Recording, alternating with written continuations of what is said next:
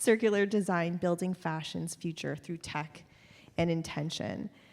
And it's an exciting time to have this conversation about fashion in a space traditionally focused on technology, because the future of fashion is increasingly shaped by innovation, systems thinking, and technology-driven solutions. The questions we're going to be asking today about materials, supply chain, data, and accountability are as much technology questions as they are creative ones. To introduce myself, my name is Sasha Brown, and I am the Senior Director of Professional Development at the Council of Fashion Designers of America. The CFDA is a nonprofit trade association founded in 1962 by Eleanor Lambert, who is an infamous American fashion publicist. We have a membership of over 370 of the foremost American women's wear, menswear, accessory, and jewelry designers in the United States. And at the CFDA, we work closely with designers and industry leaders to support innovation, sustainability, and long-term business growth. So I'm so thrilled today to be talking with one of our esteemed CFDA members, Sami Miró. Sami is the founder and creative director of Sami Miró Vintage, and she's a designer whose work sits at the intersection of circular design, material innovation, and technology-driven creativity. So welcome, Sami. Thanks for being here. Thank you so much, Sasha. It's such a pleasure to be here and to be here with you guys, to be here at CES.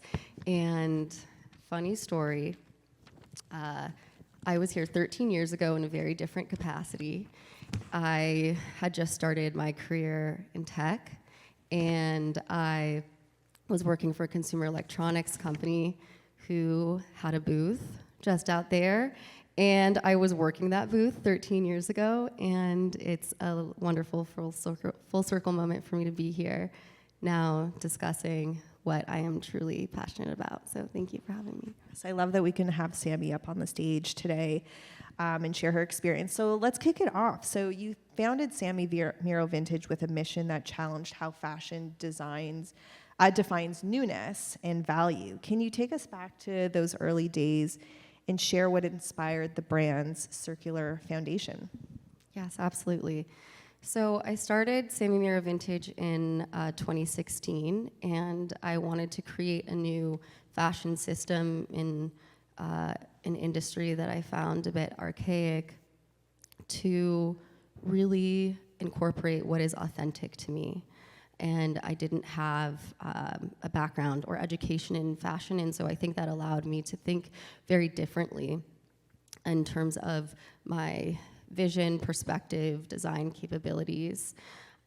So when I was back to what is authentic to me, I'm born and raised in San Francisco, where being planet conscious is just a part of our everyday life. And so when I started a company, I knew, and I still know, that will always be a through line in whatever it is that I do, in being conscious of each decision, business decision that we're making, and ensuring that we're making the right ones. I also was raised by my dad, and I have an older brother. And although I didn't know it back then when I was 10, 11 years old, they would give me their hand-me-downs, and I would figure out with my hair ties or safety pins, figure out how to reshape it to work for my little ex-gymnast tiny body. That is kind of a beautiful story looking back at it, just to think that, I was just having fun and kind of playing around as a kid, and, decades later, it would become my livelihood. I also fell in love with vintage at a very early age, and I discovered vintage in a unique way because I went to high school in San Francisco with students who were wearing designer clothing, and that's something I just couldn't afford. And I felt very self-conscious as a 13-year-old that I couldn't arrive in school wearing Lacoste and Juicy and all of those brands. And I was walking around in the city and stumbled upon my first vintage store. And I walked in, I walk to the back, I'm digging around, and I find a Lacoste polo. And it was at some point purple. Now it was kind of a bit mauve from the discoloration. There were holes all over the place. And this is a very long time ago, before those kinds of things were special. It was, it wasn't ideal. New was ideal back then. Anyway, I bought it for $5. It was within my budget. I wore it almost every single day to school. And it's interesting because it immediately gave me confidence. But then I would look closer at that, I would discover more vintage, and then I realized, hey, I'm the only person in the world with this exact polo. I'm the only person in the world with this jacket. And that actually then gave me a newfound confidence that allowed me to walk into any room feeling like I felt comfortable being different, and I was able to see the beauty in something that other people didn't find beautiful. And I began to kind of romanticize about the journey of each garment.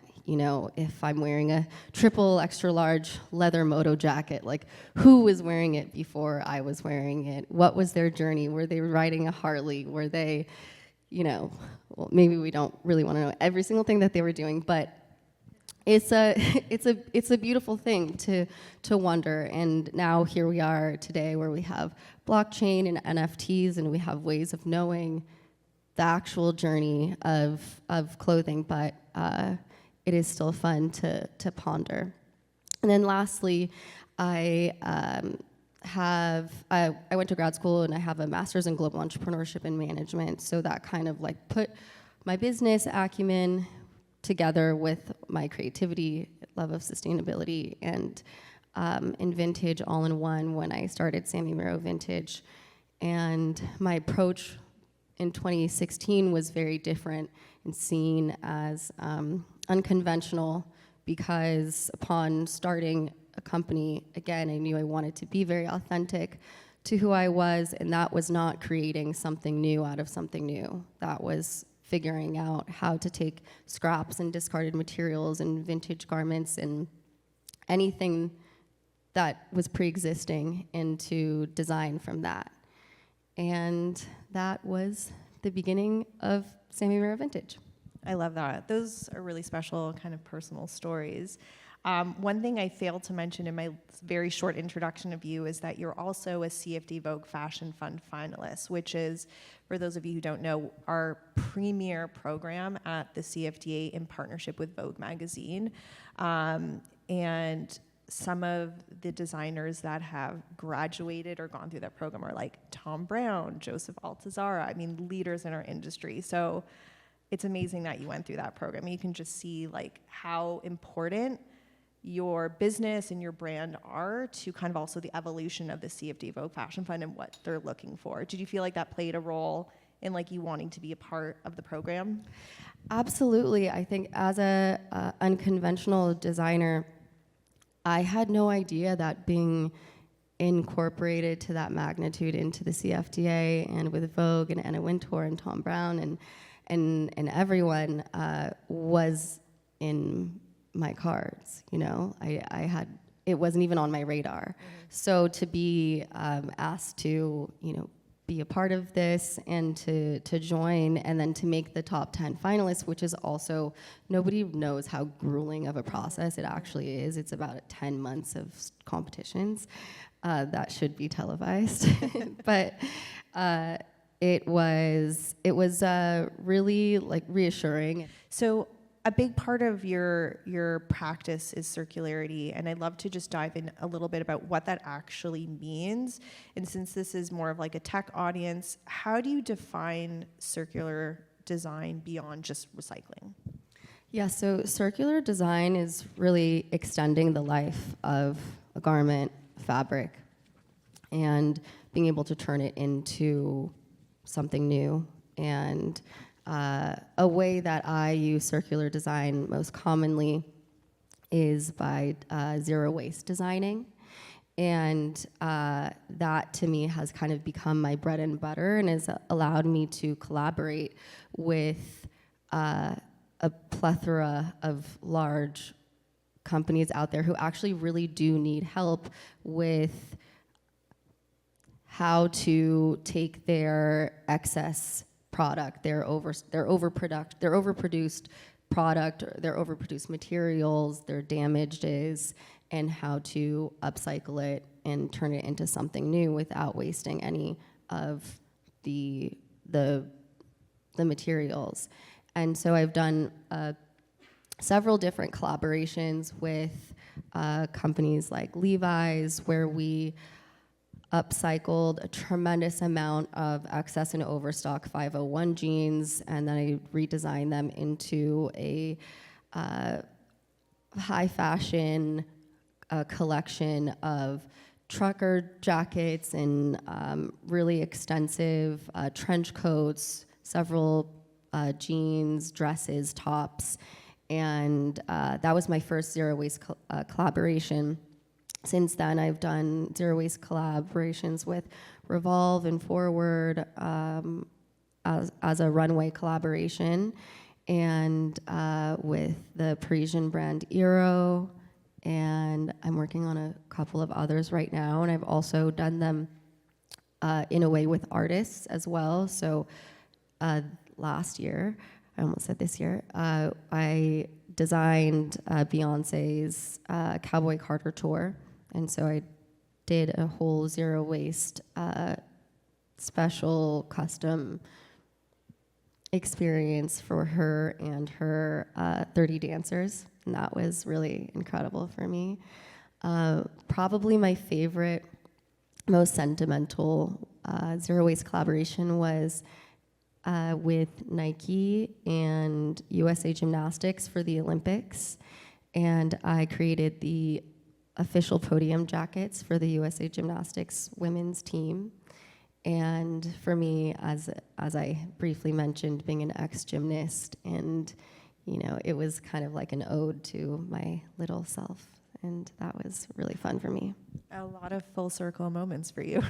A lot of full circle moments for this circular conversation. So one of the things that stands out in your work is how deeply material choices drives design, not just aesthetically, but environmentally and systematically. You've described material innovation as one of the fashion's most exciting frontier. Which materials and technologies feel most promising to you right now? So yes, there is a lot of innovation in materials, and I think the biggest benefit of that is the ability to scale. So now we are able to use these materials in order to scale in a way that doesn't affect and harm the planet how we previously were doing it in terms of the chemical usage and the just the overall lack of concern for the environment. And one of my favorites, I would say, is regenerative materials. What they do is they provide more benefit for the planet than they do harm. And so that's done through different ways of, if you think about different bio-based materials like, bio-based materials like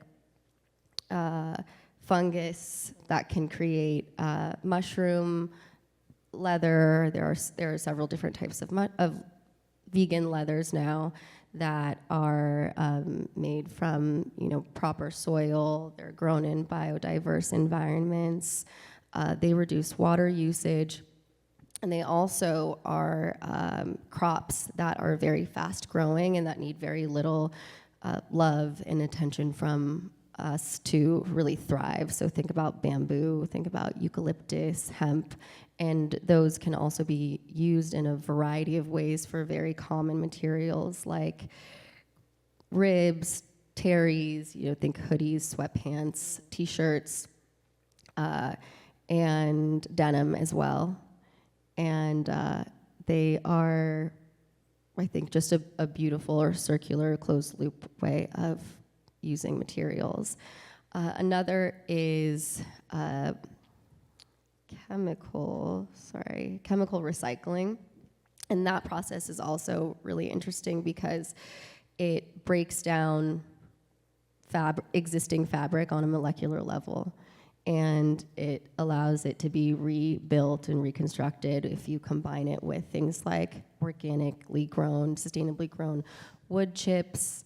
An example of that is a fabric called Tencel, and that is one of my most frequently used fabrics for Sami Miró Vintage, and that's where we make all of our creative staples and our elevated staples of our rib tops and dresses, pants, and it is such a lush, beautiful, soft fabric. I think a lot of people, if they're unfamiliar with eco-conscious and new tech types of materials, they might think that it might be a worse alternative to what they're used to, but in fact, they are just absolutely beautiful to the touch. They feel so good on your skin, and they also don't use chemicals, so your body won't be absorbing negative chemicals into your system and your skin cells. So they're great in every capacity. I think also what Sami's talking about right now is so important also to like the mission of the CFDA. We have many resources and programs that try and offer access to these types of materials. As Sami kind of mentioned at the beginning, it is such a challenge for designers to get access to these at like the minimums they need. And I'm just glad we have a platform today to talk about how important it is to the future of our industry for designers to get access to this and to understand how incredible that these fabrics are in comparison with what's on the market right now. That's actually a very good point that you bring up, because I would say one of the current, like the biggest barriers to entry in this world and this topic that we're talking about is that the innovations are either brand new or on the newer side, and so they do cost a lot. They're very expensive, have high minimums for smaller brands, and so it is a lot of these innovations are really only available to massive conglomerates who can, have a whole R&D part of their business and a lot of money into that section. So it's great for us to be talking about it more to increase the popularity so that eventually everybody can have access. Yes, absolutely. Well, this is a perfect moment to talk about technology, because circularity at scale depends on more than intention. It requires tools that support smarter decision making, better accountability, and new ways of designing. When technology enters the design process at this level, how do you see its role? Is it a tool, a collaborator, or something else entirely? I definitely would say that it's both a tool and a collaborator. Depends how you want to work with it. But technology helps in every part of the industry and every part of the business, beyond just the design portion, from the entire supply chain as well as the operations. I mean, anything that you can think about. And I can give you some examples of how. So sampling is a part of creating any individual article of clothing. You have to there's a sampling process where previously it takes 1 to 7 rounds, depending on the complexity, to finalize the official production ready garment that is ready to proceed with the specs, and that creates a tremendous amount of waste, as you can imagine, in terms of both the materials utilized that are trashed and also the time that it wastes as well. And with AI and 3D modeling, it now gives us the opportunity to have tools to digitize all of the prototypes and see it that way prior to having to cut any piece of fabric. AI is also used for pattern making, which is very, very helpful in order to make sure that the most amount of the material is being utilized and, again, reducing waste. Blockchain is wonderful because it creates transparency for everybody on the business side and on the consumer side, where you can really see and understand the journey, how things are made, what is used to go into it, where it has lived upon its journey geographically. And let's see, also one of my favorites, but maybe I should wait to talk about laser cutting and denim. Yeah, okay. That'll be. Well, I'm glad you brought up AI, because I'm sure that's a big focus of conversation here at CES. And we're very excited about it at the CFDA. We're seeing our members have a lot of curiosity around it. They're already most of them are in the space already and using it, but from the many conversations we've had, there's a lot of skepticism still, concern that it's gonna take away creativity or jobs or things like that. But I'm glad we mentioned it a bit, because it is at the forefront of our minds at the CFD of like how we are going to integrate AI into the fashion industry. One, though, that I quickly forgot that is also very important is 3D printing. And that's really beneficial because it allows you to do in real-time production in any types of scale. I mean, typically on the smaller side. And it also, for creating trims, accessories, clothing, shoes, it also allows you to utilize bio-based materials and to only use the exact amount of material that you need to create them. I think all these examples you're sharing really, they resonate with me at least, because it really shows that technology isn't replacing creativity. It's helping designers make better choices that are really impactful in their business. So you did touch on your work with denim, and I think that's what a lot of people know you for. And it's become a signature of your work. So how did that relationship with vintage denim evolve? I say that vintage denim is my first canvas.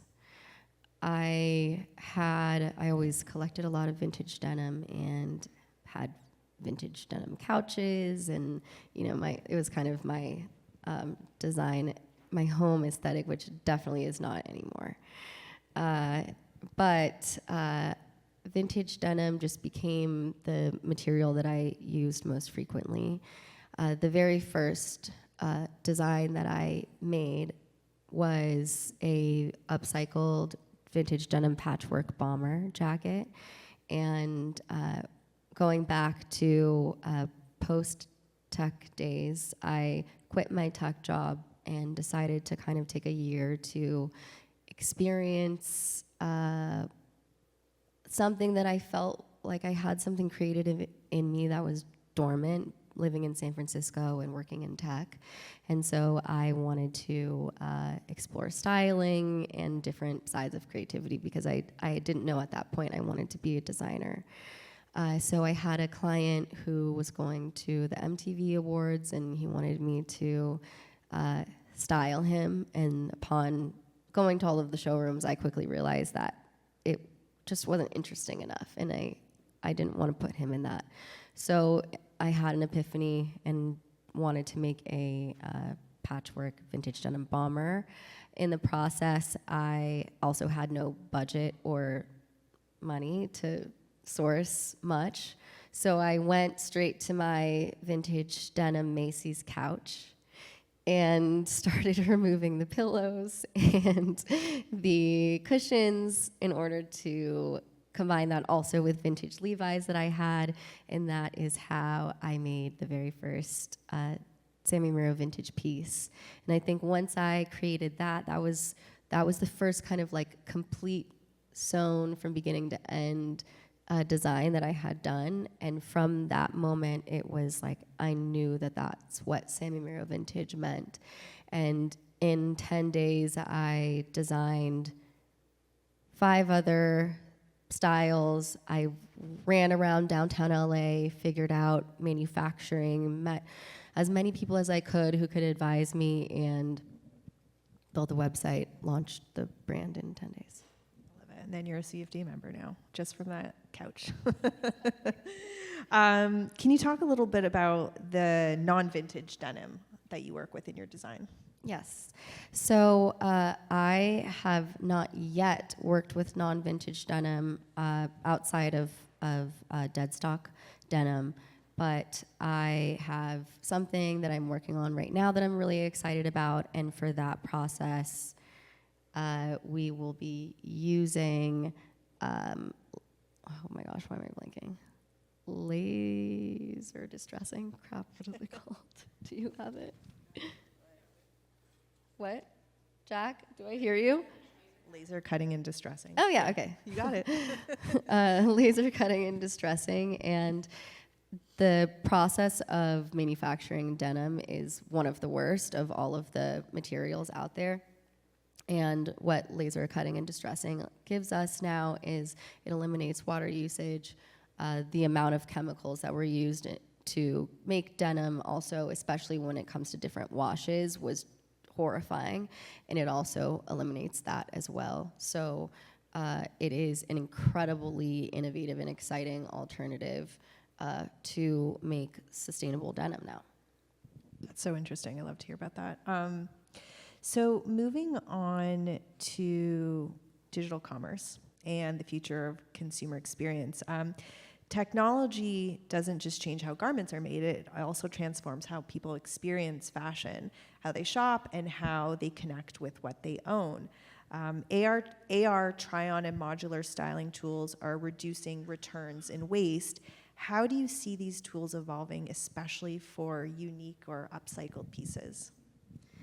Yeah, I think that AR is a really wonderful tool because, I mean, in many ways, shopping online is obviously something that everybody does. It's a huge industry, and it creates a lot of returns, which is inevitably resulting in a lot of additional waste. And having the ability to try something on at home allows you to move and feel and experience the clothing in a way that you wouldn't be able to before. And also for upcycled designs, like more unique, higher end designs, it also just gives them the opportunity to experience something that, you know, maybe is out of their wheelhouse or their level of style, creativity that they would want to go, but now they can experience that and see if they want to push the boundaries. And yeah, I think just overall, it's a really wonderful tool. Let's also talk about platforms like eBay and Rent the Runway, which have helped shift consumer behavior around ownership and resale. How do you partner or influence these marketplaces as circular commerce? So I've worked with eBay, Rent the Runway, Vestiaire Collective in multiple different ways. I really like some of my collaborations with them because the goal really was to educate the consumer in a really fun way of the beauty of upcycling and the beauty of getting creative with what is existing. And so it was really more of a marketing tool to bring excitement, show the process, the behind the scenes of how something like this can be made, and share it with the public, whether it was some of the pieces were auctioned, some of them were sold, given away, and yeah, it was a really fun marketing experience.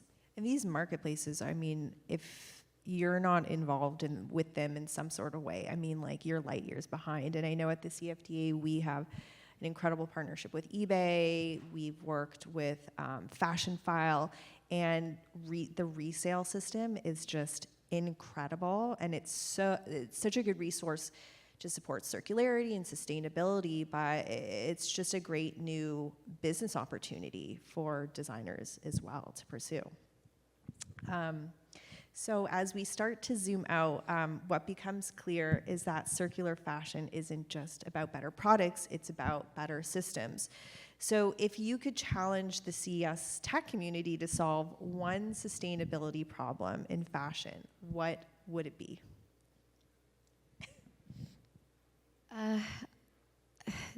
This was a tough question for me because there are so many answers and so many things that tech can really help with on a major scale.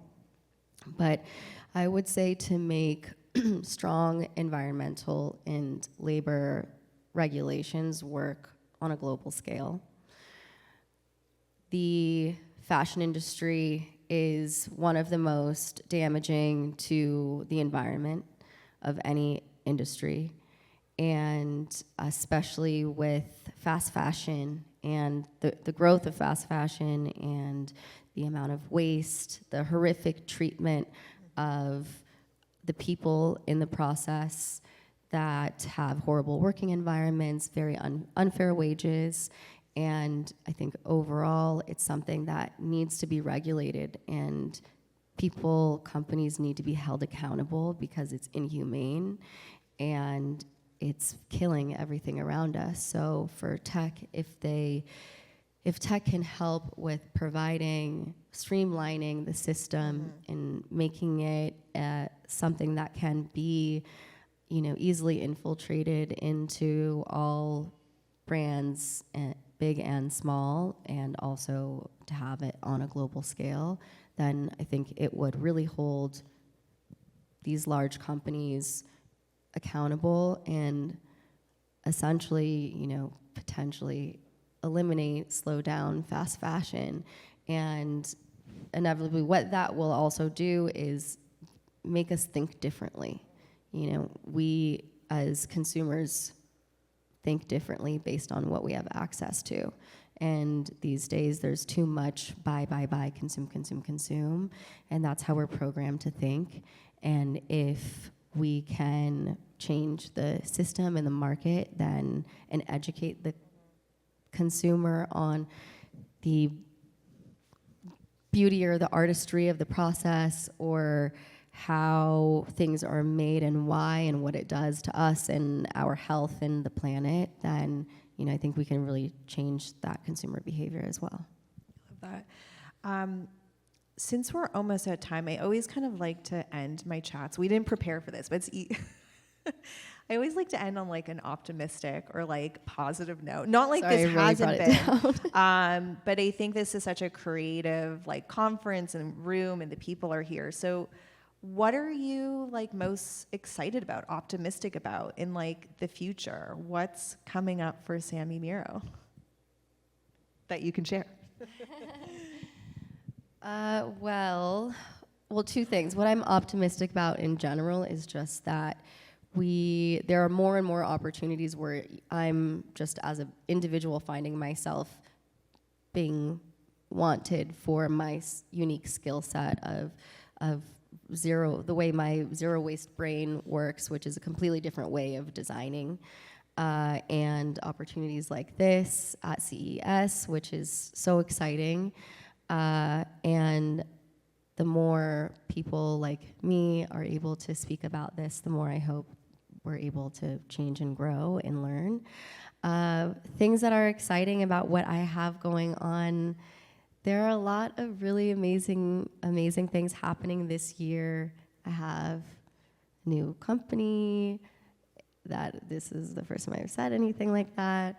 That I'm so excited about. It's incredibly innovative, and a lot of what we've been discussing today we will be utilizing, and a really exciting collaborations, or a few exciting collaborations, one of which, or two collaborations with Max & Co., which if you guys are familiar with the Italian family house of Max Mara, we're working on some projects together. And did I forget anything else I can share, you guys? Is that a nice little taste? Okay. Thank you. Wow, that's very exciting. I didn't even know about some of those things, so it's really exciting. And I just want to thank you for being so open and for, not just sharing like what you're building, but how you're doing it and why you're doing it. I think that's really important to see kind of like behind the curtain, right? Of like what's going on and why you're doing it, and that there's a reason and purpose. There's so many fashion brands, and again, like we work in fashion and we love it. It's like our DNA. But I think moving forward, there really is a need for like, why are we doing it, right? For the planet.